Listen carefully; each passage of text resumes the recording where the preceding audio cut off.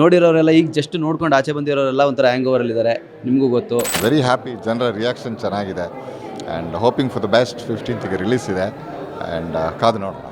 Full cinema ನೋಡಿದಾಗ ನಮಗೂ ಅಳು ಬರುತ್ತೆ. ದಯವಿಟ್ಟು ಇದೇ ಮಾರ್ಚ್ 15ನೇ ತಾರೀಕು ನಿಮ್ಮ ನಿಯರ್ ಬೈ ಸಿನಿಮಾ ಥಿಯೇಟ್ರ್ಗಳಿಗೆ ಹೋಗಿ ಫ್ಯಾಮಿಲಿ ಸಮೇತ ಈ ಸಿನಿಮಾನ ಎಲ್ಲರೂ ನೋಡಿ. ಕರೆಂಟ್ ಇಲ್ದೇನೋ ಬದುಕಬಹುದು ಅನ್ನೋದನ್ನು ತೋರಿಸೋವಂಥ ವಿಧಾನ ಇದೆಯಲ್ಲ, ಇವತ್ತಿಗೆ ಸಿಕ್ಕಾಪಟ್ಟೆ ಇಂಪಾರ್ಟೆಂಟ್ ಅನಿಸುತ್ತೆ.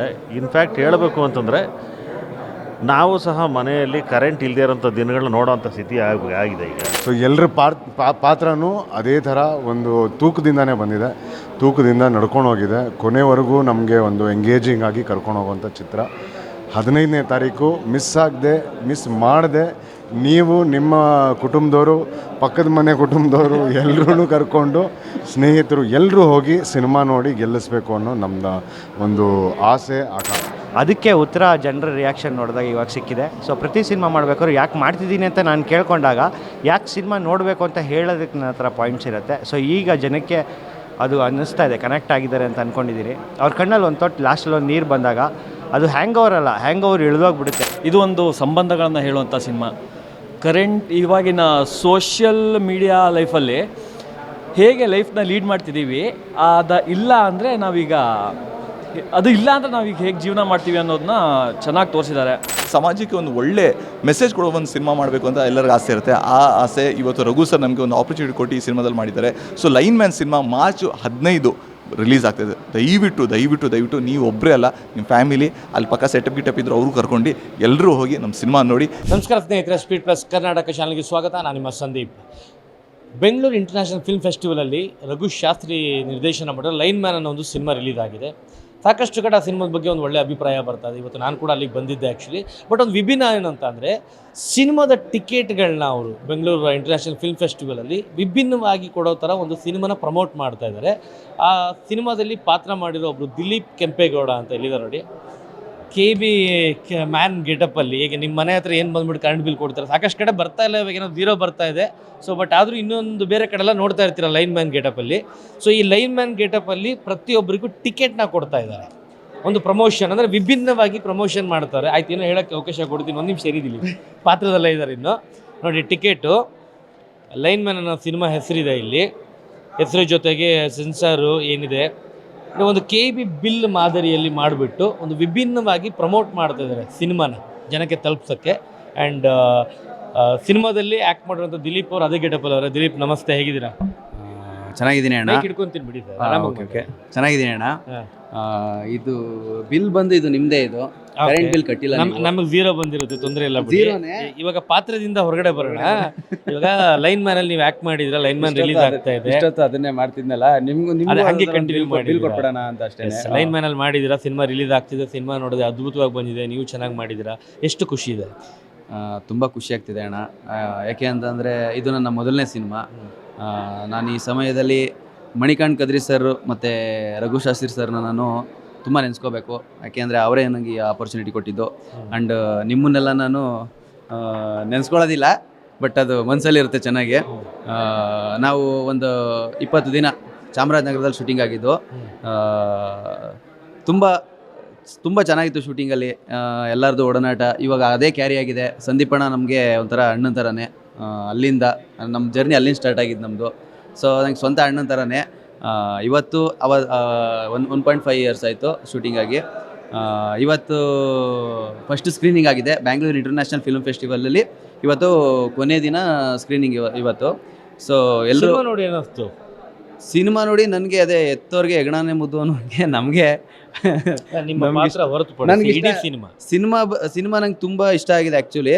ಸೊ ನಾವು ಸಿನಿಮಾದಲ್ಲಿ ಆ್ಯಕ್ಟ್ ಮಾಡಿರೋದ್ರಿಂದ ನಮ್ಮದು ಅಭಿಪ್ರಾಯ ಅಷ್ಟೊಂದು ಮ್ಯಾಟ್ರ್ ಆಗಲ್ಲ, ಜನಗಳು ನೋಡಿ ಹೇಳಬೇಕು. ಬಟ್ ಅವಾಗಿಂದ ನೋಡಿರೋರೆಲ್ಲ ಈಗ ಜಸ್ಟ್ ನೋಡ್ಕೊಂಡು ಆಚೆ ಬಂದಿರೋರೆಲ್ಲ ಒಂಥರ ಹ್ಯಾಂಗ್ ಓವರಲ್ಲಿದ್ದಾರೆ, ನಿಮಗೂ ಗೊತ್ತು. ನೀವು ಕೂಡ ತುಂಬ ಚೆನ್ನಾಗಿ ಅಭಿನಯಿಸಿದ್ದೀರಾ, ಸ್ಕ್ರೀನಲ್ಲಿ ಕಾಣ್ತಾ ಇದೆ.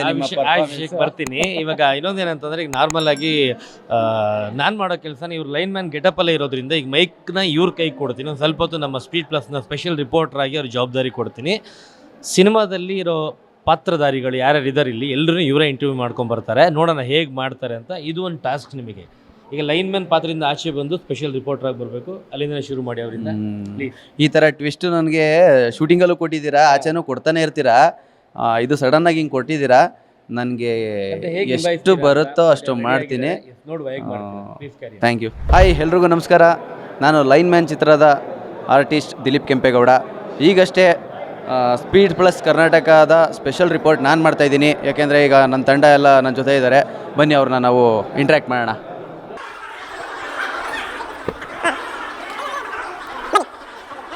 ಇವರು ನಮ್ಮ ಲೈನ್ ಮ್ಯಾನ್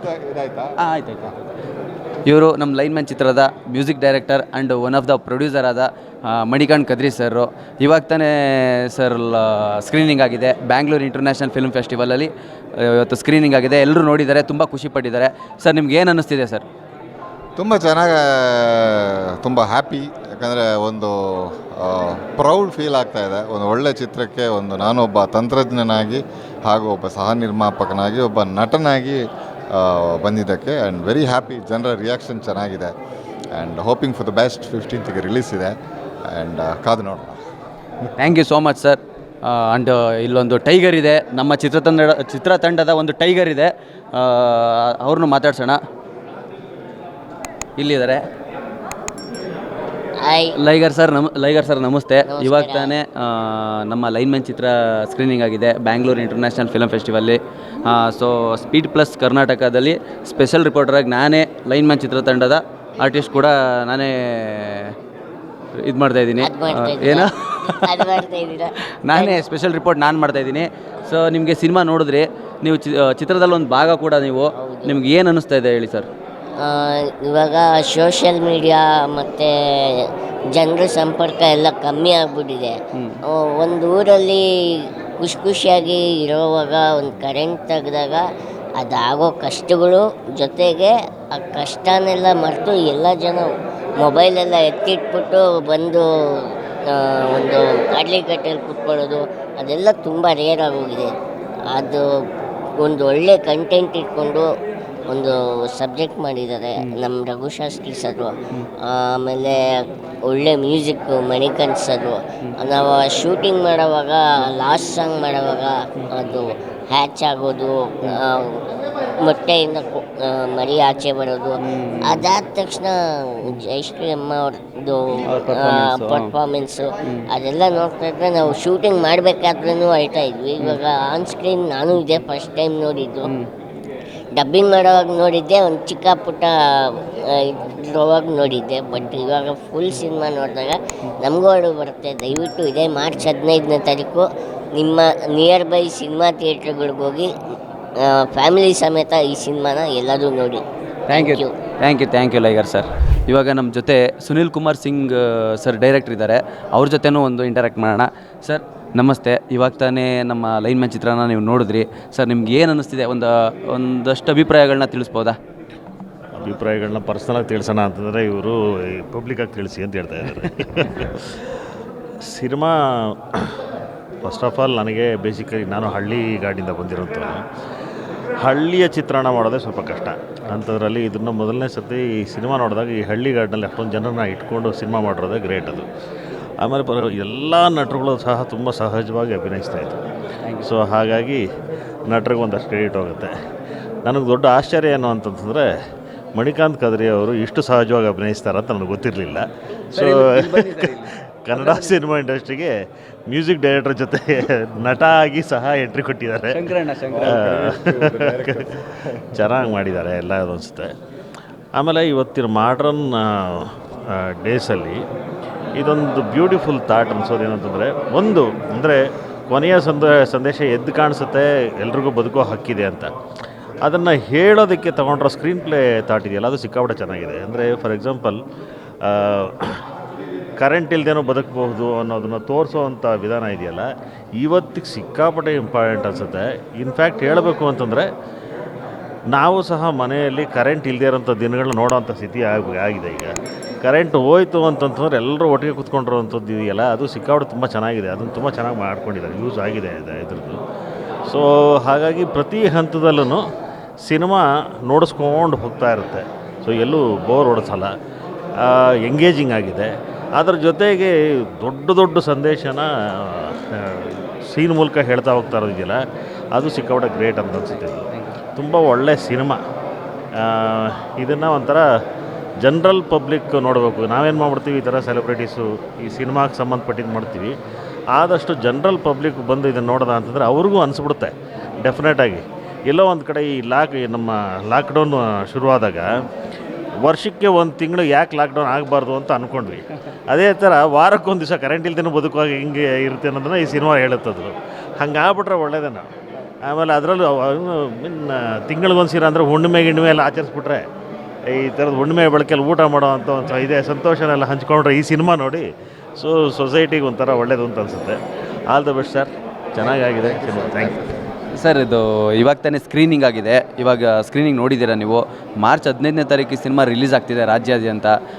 ನಮ್ಮ ಆಡಿಯನ್ಸ್ಗೆ ಏನು ಹೇಳ್ತೀರಾ, ಅದು ನಿಮ್ಮ ಬಾಯಿಂದನೇ ಕೇಳೋಕೆ ಇಷ್ಟಪಡ್ತೀನಿ. ಆಡಿಯನ್ಸಿಗೆ ಹೇಳಿದೆ ಈ ಥರ ಸಿನಿಮಾಗಳನ್ನ ನೋಡ್ದೆ ಅಂತಂದರೆ ಸಂತೋಷವಾಗುತ್ತೆ ಅಂತ.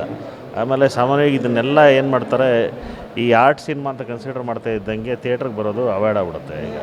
ಸೊ ನಮ್ಮಲ್ಲಿ ಆ ಥರದೊಂದು ಸಾಹಸ ಆಗಬೇಕು. ಪಕ್ಕದ ನೆಲದಲ್ಲಿ ಇದು ತಮಿಳ್ನಾಡಲ್ಲಾಗಲಿ ಆಂಧ್ರ ಪ್ರದೇಶಲ್ಲಾಗಲಿ ಅದ್ರದ್ದು ಫಸ್ಟು ಮಲಯಾಳಮಲ್ಲಾಗಲಿ ಎಲ್ಲ ಫಸ್ಟು ಸಿನಿಮಾ ಥಿಯೇಟ್ರಲ್ಲಿ ನೋಡ್ಬಿಡ್ತಾರೆ.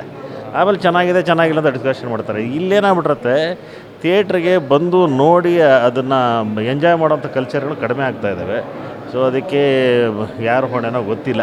ಬಟ್ ಈ ಥರದೊಂದು ಸಿನಿಮಾಗಳು ನೋಡಿದಾಗ ಒಂದು ಡೆಫಿನೆಟಾಗಿ ಅನಿಸುತ್ತೆ, ಒಂದು ಸುಮ್ಮನೆ ಕೂತ್ಕೊಂಡು ಏನೇನೋ ಸಿನಿಮಾ ಮಾಡಿಲ್ಲ, ಒಂದು ಒಳ್ಳೆ ಸಂದೇಶನ ಇಟ್ಕೊಂಡು ಅದನ್ನು ಲೈವ್ಲಿಯಾಗಿ ಹೇಳ್ಕೊಂಡು ಹೋಗೋ ಅಂಥ ಒಂದು ಇದಿರುತ್ತೆ. ಫಸ್ಟ್ ಆಫ್ ಆಲ್ ಸಿನಿಮಾ ಮಾಡಬೇಕು ಅಂತಂತಂದರೆ ಯಾಕಪ್ಪ ಈ ಸಿನಿಮಾ ನೋಡಬೇಕು ಅಂತ ಅನಿಸುತ್ತೆ. ಇದರಲ್ಲಿ ಅಡ್ವಾಂಟೇಜ್ ಏನು ಅಂತಂದರೆ ಆ ಲೈವ್ಲಿನೆಸ್ಸು ಆಗ ಅನಿಸಲ್ಲ. ಆ್ಯಂಡ್ ಎಸ್ಪೆಷಲಿ ಕೊನೆಯಲ್ಲಿ ಡೆಫಿನೆಟಾಗಿ ಅದೊಂದು ಮನುಷ್ಯತ್ವದ ಒಂದು ವ್ಯಾಲ್ಯೂಸ್ ಇದೆಯಲ್ಲ, ಆ ವ್ಯಾಲ್ಯೂಸನ್ನ ಕನೆಕ್ಟ್ ಮಾಡೋದರಲ್ಲಿ ಡೈರೆಕ್ಟ್ರ್ ಎಷ್ಟು ಕಷ್ಟಪಟ್ಟಿದ್ದಾರೆ ಅದಕ್ಕಿಂತ 100% ಕಷ್ಟ ನನಗನ್ಸುತ್ತೆ. ಕಷ್ಟ ಅಲ್ಲ, ಇಷ್ಟಪಟ್ಟು ನಮ್ಮ ಮಣಿಕಾಂತ್ ಕದ್ರಿ ಅವರು ಕನೆಕ್ಟ್ ಮಾಡಿದ್ದಾರೆ. ತುಂಬ ಚೆನ್ನಾಗಿದೆ. ನಾನು ಸಡನ್ನಾಗಿ ಸಿನಿಮಾ ಮುಗಿತಾ ಇದ್ದಂಗೆ ಎದ್ದು ಬಂದು ಮಣಿಯವ್ರನ್ನ ಹೋಗಿ ವಿಶ್ ಮಾಡಬೇಕು ಅಂತ ಅಂದ್ಕೊಳ್ಳೋಕ್ಕೆ ಟ್ರೈ ಮಾಡಿದೆ, ಆಗಲಿಲ್ಲ. ಏನಕ್ಕೆ ಅಂತಂದರೆ ಸ್ವಲ್ಪ ಹೊತ್ತು ಆ ಹ್ಯಾಂಗ್ ಓವರಲ್ಲಿ ತಗಲಾಕೊಂಡೆ. ಆ ಹ್ಯಾಂಗ್ ಓವರಿಂದನೇ ನೋಡ್ಕೊಂಡಿದ್ದು. ಆಮೇಲೆ ಒಂದು ಸ್ವಲ್ಪ ಹೊತ್ತು ಆದಮೇಲೆ ನಾನು ಅದರಿಂದ ಬಂದು ಹೊರಗಡೆ ಬಂದೆ.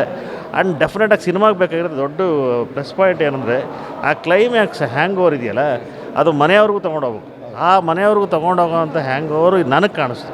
ಸೊ ಆಡಿಯನ್ಸ್ಗೂ ಸಹ ಅದೇ ಕಾಣಿಸುತ್ತೆ. ಸೊ ಬಂದು ನೋಡಬೇಕಷ್ಟೇ. ಬಂದು ನೋಡಾದ್ಮೇಲೆ ಅವ್ರು ಕನೆಕ್ಟ್ ಆಗ್ತಾರೆ. ಚೆನ್ನಾಗಿ ಕನೆಕ್ಟ್ ಮಾಡಿದ್ದಾರೆ ಎಲ್ಲರೂ. All the best. ಇವಾಗ ನಮ್ಮ ಸಿನಿಮಾದ ಹ್ಯಾಂಡ್ಸಮ್ ವಿಲನ್ ಅವ್ರನ್ನ ಮಾತಾಡ್ಸೋಣ ಬನ್ನಿ. ನೋಡೋಕ್ಕೆ ಮಾತ್ರ ರಗಡಾಗಿ ಕಾಣ್ತಾರೆ, ಸ್ವಲ್ಪ ಸ್ಮೂತ್ ಅವರು ವ್ಯಕ್ತಿ. ಮಾತಾಡೋಣ. ಆಯ್ತು, ಓಕೆ ಸರ್. ಹಲೋ ಸರ್, ಹೇಗಿದ್ದೀರಾ? ಆರಾಮ್ ಸರ್, ಆರಾಮ್. Thank you sir. ಇವಾಗ ತಾನೇ ನಮ್ಮದೇ ಸಿನಿಮಾ, ನೀವು ವಿಲನ್ನಾಗಿ ನಟಿಸಿರುವ ಸಿನಿಮಾ ಲೈನ್ಮ್ಯಾನ್ ಚಿತ್ರ, ಇದು ಸ್ಕ್ರೀನಿಂಗ್ ಆಗಿದೆ. ಇವಾಗ ನೋಡಿದ್ದೀರಾ, ಏನು ಅನಿಸ್ತಿದೆ ಸರ್? ಸರ್, ಮೊದಲನೇದಾಗಿ ಎಲ್ರಿಗೂ ನಮಸ್ಕಾರ. ನನ್ನ ಹೆಸರು ಚೇತನ್ ಗಂಧರ್ವ ಅಂತ. ಇದರಲ್ಲಿ ಕೊಕ್ಕೆ ಅನ್ನೋ ಪಾತ್ರದಲ್ಲಿ ನಾನು ಅಭಿನಯಿಸಿದ್ದೀನಿ. ಇದರಲ್ಲಿ ಕೊಕ್ಕೆ ಪಾತ್ರ ನೆಗೆಟಿವೇ ಆದ್ರೂ ಅವನಲ್ಲೂ ಒಬ್ಬ ಮನುಷ್ಯ, ಅವನಲ್ಲೂ ಒಂದು ಮಾನವೀಯತೆ ಇದೆ ಅನ್ನೋದನ್ನು ಇದರಲ್ಲಿ ಅದ್ಭುತವಾಗಿ ನಮ್ಮ ಡೈರೆಕ್ಟ್ರ್ ಹೇಳಿದ್ದಾರೆ. ನಾನು ವಿಲನ್ ಅಲ್ಲ, ಈ ಊರಲ್ಲಿ ಒಬ್ಬ ಒಂದು ಖ್ಯಾತೆ ತೆಗಿತಾ ಇರೋ ಒಂದು ಕ್ಯಾರೆಕ್ಟರ್ ಇರುತ್ತಲ್ಲ, ಆ ಥರದ್ದು ಒಂದು ಕ್ಯಾರೆಕ್ಟರ್ ನಾನು. ನನಗಿನ್ನ ಅದ್ಭುತವಾಗಿ ಮಾಡಿರೋ ಇಲ್ಲಿ ದಿಲೀಪ್ ಎಲ್ಲ ಇದ್ದಾರೆ. ಆ ಥರ ಏನಿಲ್ಲ, ತುಂಬ ಚೆನ್ನಾಗಿ ಮಾಡಿ, ಎಲ್ಲರೂ ಚೆನ್ನಾಗಿ ಮಾಡಿದ್ದೀವಿ. ತುಂಬ ಚೆನ್ನಾಗಿ ಮಾಡಿದ್ದೀವಿ. ಎಲ್ಲರೂ ತುಂಬ ಚೆನ್ನಾಗಿ ಮಾಡಿದ್ದೀವಿ. ನಮ್ಮ ಡೈರೆಕ್ಟ್ರು ಈಗ ತಾನೇ ಎಂಟ್ರಿ ಕೊಟ್ಟಿದ್ದಾರೆ. ಆ್ಯಕ್ಷನ್ ಕಟ್ ಹೇಳಿದಾರೋ ನಾವು ಅದೇ ಥರ ಶಿಸ್ತಿನಿಂದ ಮಾಡ್ಕೊಂಡು ಹೋಗಿದ್ದೀವಿ. ಸೊ ಎಲ್ಲರ ಪಾತ್ರನೂ ಅದೇ ಥರ ಒಂದು ತೂಕದಿಂದನೇ ಬಂದಿದೆ, ತೂಕದಿಂದ ನಡ್ಕೊಂಡು ಹೋಗಿದೆ. ಕೊನೆವರೆಗೂ ನಮಗೆ ಒಂದು ಎಂಗೇಜಿಂಗ್ ಆಗಿ ಕರ್ಕೊಂಡು ಹೋಗುವಂಥ ಚಿತ್ರ. 15ನೇ ತಾರೀಕು ಮಿಸ್ ಮಾಡದೆ ನೀವು ನಿಮ್ಮ ಕುಟುಂಬದವರು, ಪಕ್ಕದ ಮನೆ ಕುಟುಂಬದವರು ಎಲ್ಲರೂ ಕರ್ಕೊಂಡು, ಸ್ನೇಹಿತರು ಎಲ್ಲರೂ ಹೋಗಿ ಸಿನಿಮಾ ನೋಡಿ ಗೆಲ್ಲಿಸ್ಬೇಕು ಅನ್ನೋ ನಮ್ಮದು ಒಂದು ಆಸೆ, ಆಕಾಂಕ್ಷೆ. So all the best to the entire team, all the best to the director. ನಮ್ಮ ಮಣಿ ಸರ್ ತುಂಬ ಅದ್ಭುತವಾದಂಥ ಕೆಲಸ ಮಾಡಿದ್ದಾರೆ. ಅವರ ಸಂಗೀತ ತುಂಬ ಅದ್ಭುತವಾಗಿ ಬಂದಿದೆ. ಎಲ್ಲರೂ ಕೇಳಿ ಎಂಜಾಯ್ ಮಾಡ್ತಾರೆ. ಈಗಾಗಲೇ ಸೋಷಿಯಲ್ ಮೀಡಿಯಲ್ಲಿ ಸಾಂಗ್ಸು ವೈರಲ್ ಆಗ್ತಾ ಇದ್ದಾವೆ. ಸೊ ಇದೊಂಥರ ವಿಭಿನ್ನ ಪ್ರಯತ್ನ ಮಾಡಿದ್ದೀವಿ. ಎಲ್ಲರೂ ನೋಡಿ ಆನಂದಿಸಿ. 15ನೇ ತಾರೀಕು ನಾವೆಲ್ಲರೂ ಬರ್ತೀವಿ, ನೀವು ಬನ್ನಿ, ನಮ್ಮ ಜೊತೆ ಸೇರಿಕೊಂಡು ಚಿತ್ರನ ಸಿನಿಮಾ ನೋಡೋಣ. ಇವಾಗ ತಾನೇ ಎಲ್ಲರೂ ಸ್ಕ್ರೀನಿಂಗ್ ಮುಗಿಸ್ಕೊಂಡು ಬಂದು ಆಚೆ ನಿಂತಿದ್ದಾರೆ. ಎಲ್ಲರೂ ಒಂಥರ ಹ್ಯಾಂಗ್ ಓವರಲ್ಲಿದ್ದಾರೆ. ಆ ಹ್ಯಾಂಗ್ ಓವರ್ಗೆ ಕಾರಣ ನಮ್ಮ ಡೈರೆಕ್ಟ್ರು. ಈಗ ಅವ್ರನ್ನೇ ಕೇಳೋಣ. ಸರ್, ಏನು ಅನಿಸ್ತಿದೆ ಸರ್ ನಿಮಗೆ ಈ ಸಂದರ್ಭದಲ್ಲಿ? ಏನಿಲ್ಲ ಅಂದರೆ ಡಿರೆಕ್ಟರ್ ಅಂತ ನಮ್ಮ ಮುಂದೆ ನೀವು ಈಗ ಮೈಕ್ ಹಿಡಿಬೋದು, ಬಟ್ ಒಂದು ಸಿನಿಮಾ ಆಗಬೇಕಂದ್ರೆ ಟೆಕ್ನಿಷಿಯನ್ಸು, ಆರ್ಟಿಸ್ಟ್ ಎಲ್ಲ ಇಂಪಾರ್ಟೆಂಟು. ನಾನು ಎಲ್ಲರಿಗೂ ಐ ಲವ್ ಯು ಹೇಳಬೇಕು. ಸೊ ಅವರೆಲ್ಲರೂ ಚೆನ್ನಾಗಿ ಮಾಡಿದಾಗ ನಮ್ಮ ಸಿನಿಮಾ ಚೆನ್ನಾಗಿ ಬರುತ್ತೆ. ನಮ್ಮ ಸಿನಿಮಾಲಿ ಕೆಲಸ ಮಾಡಿದ ಎಲ್ಲರಿಗೂ ಧನ್ಯವಾದ. ಜನಕ್ಕೆ ಸಿನಿಮಾ ಕನೆಕ್ಟ್ ಆಗಬೇಕು, ಆಗಲೇ ಸಿನಿಮಾ ಮಾಡಿದ್ದಕ್ಕೊಂದು ಸಾರ್ಥಕ. ಸಿನಿಮಾ ಮಾಡೋದಕ್ಕಿಂತ ಮುಂಚೆ ಆಶಯ ಅಂತ ಇರುತ್ತೆ. ನಾನು ಪ್ರತಿ ಸ್ಕ್ರಿಪ್ಟ್ ಬರೆದಾಗ ಈ ಸಿನಿಮಾ ಯಾಕೆ ಮಾಡ್ತಿದ್ದೀನಿ ಅಂತ ಒಂದು ಪ್ರಶ್ನೆ, ಅದಕ್ಕೆ ಉತ್ತರ ಜನರ ರಿಯಾಕ್ಷನ್ ನೋಡಿದಾಗ ಇವಾಗ ಸಿಕ್ಕಿದೆ. ಸೊ ಪ್ರತಿ ಸಿನಿಮಾ ಮಾಡಬೇಕಾದ್ರೆ ಯಾಕೆ ಮಾಡ್ತಿದ್ದೀನಿ ಅಂತ ನಾನು ಕೇಳ್ಕೊಂಡಾಗ ಯಾಕೆ ಸಿನಿಮಾ ನೋಡಬೇಕು ಅಂತ ಹೇಳೋದಕ್ಕೆ ನನ್ನ ಹತ್ರ ಪಾಯಿಂಟ್ಸ್ ಇರುತ್ತೆ. ಸೊ ಈಗ ಜನಕ್ಕೆ ಅದು ಅನ್ನಿಸ್ತಾ ಇದೆ, ಕನೆಕ್ಟ್ ಆಗಿದ್ದಾರೆ ಅಂತ ಅಂದ್ಕೊಂಡಿದ್ದೀನಿ. ಅವ್ರ ಕಣ್ಣಲ್ಲಿ ಒಂದು ತೊಟ್ಟು ಲಾಸ್ಟಲ್ಲಿ ಒಂದು ನೀರು ಬಂದಾಗ ಅದು ಹ್ಯಾಂಗ್ ಓವರ್ ಅಲ್ಲ, ಹ್ಯಾಂಗ್ ಓವರ್ ಇಳಿದೋಗ್ಬಿಡುತ್ತೆ. ಇದು ಒಂದು ಬೀಜದ ಥರ ಒಳಗಡೆ ಮೊಳಕೆ ಹೊಡಿಬೇಕು, ಆವಾಗ ನಮ್ಮ ಮನಸ್ಸಲ್ಲಿ ಅದು ಸದಾ ಉಳ್ಕೊಂಡಿರುತ್ತೆ. ಮೊಟ್ಟೆ ನೋಡಿದಾಗ ಅಥವಾ ಇನ್ನೇನೋ ನೋಡಿದಾಗಲೂ ಸಿನಿಮಾ ಕಾಡಬೇಕು, ಮನೆಗೆ ಹೋದ್ಮೇಲೂ ಕಾಡಬೇಕು ಸಿನಿಮಾ. ಆ ಥರ ಸಿನಿಮಾಗಳನ್ನು ಮಾಡಬೇಕು ಅನ್ನೋದು ನಮ್ಮ ಆಸೆ. ಸೊ ನಮ್ಮ ಎಲ್ಲ ಕಲಾವಿದರಿಗೆ, ತಂತ್ರಜ್ಞರಿಗೆ ಧನ್ಯವಾದ. ಆ್ಯಂಡ್ ಈ ಸಿನಿಮಾದಲ್ಲಿ ತುಂಬ ಜನ ಹೊಸ ಕಲಾವಿದರಿಗೇ ಅವಕಾಶ ಕೊಟ್ಟಿದ್ದಾರೆ ನಮ್ಮ ಡೈರೆಕ್ಟ್ರು, ನನಗೂ ಕೂಡ. ನಾವಂತೂ ತುಂಬ ಚಿರಋಣಿಯಾಗಿರ್ತೀವಿ ಇವ್ರಿಗೆ. Thank you so much sir. Thank you Dileep, thank you.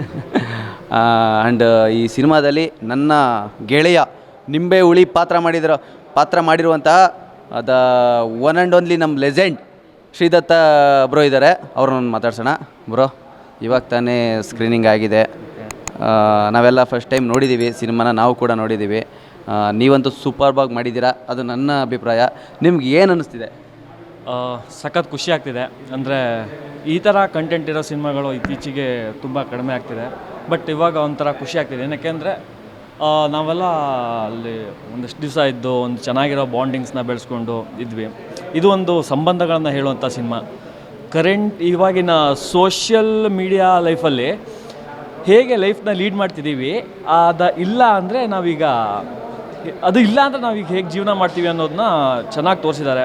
ಸಖತ್ ಖುಷಿಯಾಗಿದೆ. ನಾನು ಆ ಸಿನಿಮಾದೊಂದು ಚಿಕ್ಕ ಪಾರ್ಟ್ ಆಗಿರೋದ್ರಿಂದ ಸಖತ್ ಖುಷಿ ಆಗ್ತಿದೆ. ಇದೇ ತಿಂಗಳು 15ನೇ ತಾರೀಕು ನಾವು ಬರ್ತಾಯಿದ್ದೀವಿ. ದಯವಿಟ್ಟು ನೀವೆಲ್ಲರೂ ನೋಡಿ. Thank you. ಒಳ್ಳೊಳ್ಳೆ ಪಂಚಿಂಗ್ ಡೈಲಾಗ್ ಹೊಡೆದು ನಗಿಸ್ತಾರೆ, ಅದಂತೂ ಸತ್ಯ. ನನ್ನ ಪ್ರಯತ್ನ ನಾನು ಮಾಡಿದ್ದೀನಿ, ನೋಡಿ ನೀವು ಹೇಳಿ. ಥ್ಯಾಂಕ್ ಯು ಅಣ್ಣ. ಆ್ಯಂಡ್ ನಮ್ಮ ಈ ಸಿನಿಮಾದಲ್ಲಿ ವಿಲನ್ ಗ್ಯಾಂಗಲ್ಲಿ ಒಬ್ರು ಇದ್ದಾರೆ, ತುಂಬ ಪಬ್ಲಿಸಿಟಿ ಇರುವಂಥ ವ್ಯಕ್ತಿ, ಸುಹೇಲ್ ರಸೂಲ್ ಅಂತ. ಅವರು ಈ ಸಿನಿಮಾದಲ್ಲೊಂದು ಡೈಲಾಗ್ ಇದೆ, ಗೌಡ್ರಿಗೆ ಮಕ್ಕಳಾಗಿಲ್ಲ ಅಂತ. ಅದನ್ನು ಒಂದು ಇಲ್ಲ ಅಂದರೂ ಒಂದು ಎಷ್ಟು ಸಲ ಹೇಳ್ತಾರೋ ಅವ್ರಿಗೆ ಗೊತ್ತು.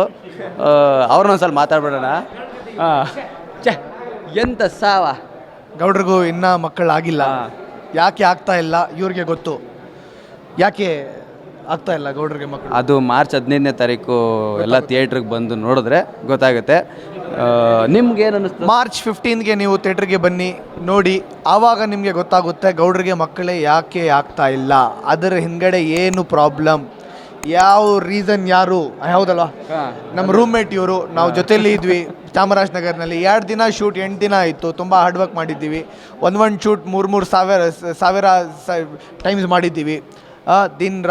ಮಾರ್ನಿಂಗ್ 4 AM ತನಕ ಶೂಟ್ ಮಾಡಿದ್ದೀವಿ. ಹೂ ರಿಪೀಟೆಡ್ಲಿ ಥಾಟ್ ಮೀ ಡೈಲಾಗ್ಸ್. ಅಷ್ಟು ಕನ್ನಡ ಬರಲ್ಲ, ಬಿಕಾಸ್ ನಾನು ಮಾತಾಡ್ತಾ ಇದ್ದೀನಿ, ಇವ್ರ ಜೊತೆ ಕೂಡಿ ಕನ್ನಡ ಕಲಿತಾ ಇದ್ದೀನಿ, ಕಲಿತೀನಿ. I stay in the state. So yes, ಇದೇ ಒಂದೇ ಮೂವಿ ಇರ್ಬೋದು, ಯಾವ ಮೂವಿನಲ್ಲಿ ಎಲೆಕ್ಟ್ರಿಸಿಟಿ ಇಲ್ಲ. It is complete different concept movie ಇದು. ದಯವಿಟ್ಟು ಫ್ಯಾಮಿಲಿ ಜೊತೆ ಬನ್ನಿ. ಮಾರ್ಚ್ 15ಗೆ ಬನ್ನಿ. ಎಲ್ಲ ಥಿಯೇಟರ್ಸ್ನಲ್ಲಿ ರಿಲೀಸ್ ಆಗ್ತಾ ಇದೆ. ನಿಯರೆಸ್ಟ್ ಥಿಯೇಟ್ರ್ ಯಾವುದಿದೆ ನೋಡಿ. ಮೂವಿ ಇಲ್ಲಾಂದ್ರೂ ನಮ್ಮ ಹಾರ್ಡ್ ವರ್ಕ್ಗೆ ಸಪೋರ್ಟ್ ಮಾಡಿ, आशीर्वाद ಮಾಡಿ. हमारे लिए दुआ करो और रघु सर को अल्लाह और कामयाबी दे, मेरे भाइयों को और कामयाबी दे, सेहत दे, तंदुरुस्ती दे, ये भी दुआ कीजिए. Thank you so much. ಎಲ್ಲರಿಗೂ ನಮಸ್ತೆ. ಇವಾಗ ತಾನೇ ಗೌಡ್ರಿಗೆ ಮಕ್ಕಳಾಗಿಲ್ಲ ಅಂತ ಯಾರು ಹೇಳಿದ್ ಗೌಡ್ರಿಗೆ ಮಕ್ಕಳ ಅಂತ? ಓದ್ತಾ ಹಾಗೆ ಆಗತ್ತೆ ಸ್ವಾಮಿ. ಗುಲ್ಜಾರ್ಖಾನ್ ಬಂದಾಗಿದೆ. ಗುಲ್ಜಾರ್ಖಾನ್ ಹತ್ರ ಫುಲ್ ಔಷಧಿ ಐತೆ, ತಿಂದ ತಕ್ಷಣ 1 ಅಲ್ಲ 2 ಅಲ್ಲ 3 ಅಲ್ಲ ಫುಲ್ಲು ಡಜನ್ ಮಕ್ಕಳಾಗ್ಬಿಡ್ತಾರೆ. ಎಲ್ರಿಗೂ ನಮಸ್ಕಾರ. ನನ್ನ ಹೆಸರು ಇಮ್ರಾನ್ ಪಾಷಾ ಅಂತ. ನಾನು ಒಬ್ಬ ಕಲಾವಿದ. ಸೊ ಲೈನ್ ಮ್ಯಾನ್ ಸಿನಿಮಾದಲ್ಲಿ ನಾನು ಒಂದು ಪಾತ್ರ ಮಾಡಿದ್ದೀನಿ, ಗುಲ್ಜಾರ್ ಖಾನ್ ಅಂತ. ಸೊ ನಮ್ಮ ಬ್ರದರು ಎಲ್ಲ ಮಾಡಿದ್ದಾರೆ. ಆ್ಯಕ್ಚುಲಿ ಹೇಳಬೇಕಂದ್ರೆ ತುಂಬಾ ಹೆಮ್ಮೆ ಆಗುತ್ತೆ ಸಿನಿಮಾದಲ್ಲಿ ಪಾತ್ರ ಮಾಡಿದ್ದೀನಿ ಅಂತ. ಯಾಕಂದರೆ ಒಂದು ಒಳ್ಳೆ ಸಿನಿಮಾ, ಎಲ್ಲ ಆರ್ಟಿಸ್ಟ್ಗಳಿಗೆ ಒಂದು ಒಳ್ಳೆ ಸಿನಿಮಾ ಮಾಡಬೇಕಂತ ಆಸೆ ಇರುತ್ತೆ. ನಮಗೂ ಅದೇ ಆಸೆ ಇದೆ. ಅದ್ರ ಜೊತೆ ಒಂದು ಒಳ್ಳೆ ಸಿನಿಮಾ, ಸಮಾಜಕ್ಕೆ ಒಂದು ಒಳ್ಳೆ ಮೆಸೇಜ್ ಕೊಡೋ ಒಂದು ಸಿನಿಮಾ ಮಾಡಬೇಕು ಅಂತ ಎಲ್ಲರಿಗೂ ಆಸೆ ಇರುತ್ತೆ. ಆ ಆಸೆ ಇವತ್ತು ರಘು ಸರ್ ನಮಗೆ ಒಂದು ಆಪರ್ಚುನಿಟಿ ಕೊಟ್ಟು ಈ ಸಿನಿಮಾದಲ್ಲಿ ಮಾಡಿದ್ದಾರೆ. So line man cinema March 15 release ಆಗ್ತಾಯಿದೆ. ದಯವಿಟ್ಟು ನೀವು ಒಬ್ಬರೇ ಅಲ್ಲ, ನಿಮ್ಮ ಫ್ಯಾಮಿಲಿ ಅಲ್ಲಿ ಪಕ್ಕ ಸೆಟಪ್ ಗಿಟಪ್ ಇದ್ರು ಅವರು ಕರ್ಕೊಂಡು ಎಲ್ಲರೂ ಹೋಗಿ ನಮ್ಮ ಸಿನಿಮಾ ನೋಡಿ. ನೀವೆಲ್ಲ ಬರಬೇಕು, ನೀವೆಲ್ಲ ನಮ್ಮ ಸಿನಿಮಾ ಗೆಲ್ಲಿಸಬೇಕು. ಕೈ ಮುಗ್ದು ಎಲ್ಲರಿಗೆ ಬೇಡ್ಕೊಳ್ತಾ ಇದ್ದೀನಿ, ದಯವಿಟ್ಟು ಬಂದು ಕನ್ನಡ ಸಿನಿಮಾಗಳು ನೋಡಿ. Thank you. ಇಷ್ಟೊತ್ತು ನಮ್ಮ ತಂಡದ ಎಲ್ಲ ತಂತ್ರಜ್ಞರು ಮತ್ತು ಕಲಾವಿದರು ಎಲ್ಲರನ್ನೂ ಇಂಟರ್ವ್ಯೂ ಮಾಡಿದ್ದೀನಿ. ನನಗೆ ಎಷ್ಟು ಗೊತ್ತಾಗುತ್ತೋ ಫಸ್ಟ್ ಟೈಮ್ ಇದೆಲ್ಲ ನಾನು ಫೇಸ್ ಮಾಡ್ತಿರೋದು. ಸೊ ನನಗೆಷ್ಟು ಬರುತ್ತೋ ಅಷ್ಟರಲ್ಲಿ ನಾನು ಮಾಡಿದ್ದೀನಿ. ನಿಮ್ಮೆಲ್ರಿಗೂ ಇಷ್ಟ ಆಗಿದರೆ ಇದೇ ಮಾರ್ಚ್ 15ನೇ ತಾರೀಕು ನಮ್ಮ ಸಿನಿಮಾ ರಿಲೀಸ್ ಆಗ್ತಿದೆ. ನಮ್ಮ ಸಂದೀಪ್ ಅಣ್ಣನೂ ತುಂಬ ಚೆನ್ನಾಗಿ ಮಾಡಿದ್ಯಾ, ನಾನು ನೋಡಿದೆ, ಅದ್ಭುತವಾಗಿ ಮಾಡಿದ್ದಾನೆ. ಮೋಸ್ಟ್ಲಿ ನೆಕ್ಸ್ಟ್ ಯಾವ್ದಾರು ರಿಪೋರ್ಟ್ರ್ ಪಾತ್ರ ಇದ್ರು ಯಾರು ಕರೀತಾರೆ ಅದ್ಭುತವಾಗಿ ಮಾಡಿದ್ದಾನೆ ಅಂತ. ಮಾಡು, ಒಳ್ಳೇದಾಗಲಿ. ಮಾರ್ಚ್ 15ಕ್ಕೆ ಥಿಯೇಟ್ರಿಗೆ ಬಂದುಬಿಟ್ಟು ಲೈನ್ಮ್ಯಾನ್ ನೋಡಿ ಸಪೋರ್ಟ್ ಮಾಡಿ ನಮ್ಮನ್ನೆಲ್ಲರನ್ನೂ ಆಶೀರ್ವದಿಸಿ ಅಂತ ಕೇಳ್ಕೊತೀನಿ. ನೋಡ್ತಾ ಇರಿ ಸ್ಪೀಡ್ ಪ್ಲಸ್ ಕರ್ನಾಟಕ. ನೋಡ್ತಾ ಇರಿ ಸ್ಪೀಡ್ ಪ್ಲಸ್ ಕರ್ನಾಟಕ. ಇದು ನಿಮ್ಮಿಂದ ನಿಮಗಾಗಿ ನಿಮಗೋಸ್ಕರ. ಇದು ನಿಮ್ಮಿಂದ ನಿಮಗಾಗಿ ನಿಮಗೋಸ್ಕರ. ಮತ್ತೆ ಸಿಗೋಣ. ನಮಸ್ಕಾರ.